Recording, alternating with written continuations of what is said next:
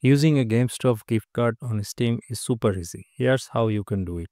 First, log into your Steam account. Once you are in, look at the top left corner. You will see options like Steam, View, Friends, and Games. Click on Games and then choose either active a product on Steam or redeem a Steam wallet code, depending on your gift card.